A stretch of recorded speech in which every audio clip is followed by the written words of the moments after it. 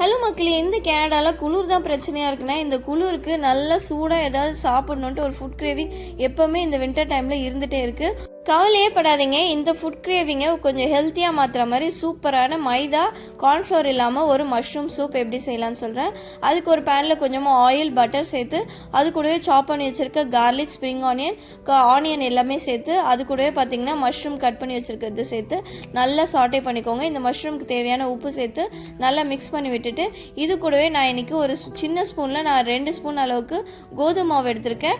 நீங்கள் ஒரு பெரிய ஸ்பூன்னா அதில் 1லேருந்து 1.5 ஸ்பூன் எடுத்து அதையும் மிக்ஸ் பண்ணி விட்டுட்டு இது கூடவே நான் இன்றைக்கி 1லேருந்து 2 கப் அளவுக்கு தண்ணி சேர்த்து நல்லா கலந்து விட்டுக்கோங்க.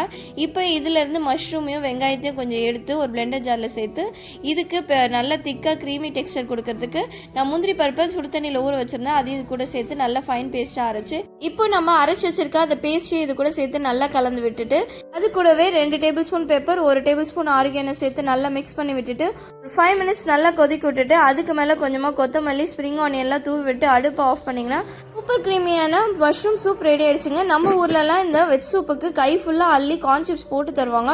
அதோட வச்சு சாப்பிட சூப் அவ்வளோ நல்லாயிருக்கும். உங்களுக்கும் சூப்போட கார்ன் சிப்ஸோட வச்சு சாப்பிட ரொம்ப பிடிக்கும்னா மறக்காமல் கமெண்ட் செக்ஷனில் சொல்லுங்கள். இந்த ரெசிபி பிடிச்சிருந்தா மறக்காமல் நம்மளோட சேனலை சப்ஸ்கிரைப் பண்ணி ஃபாலோ பண்ணிக்கோங்க. நாளைக்கு பார்ப்போம். பாய்.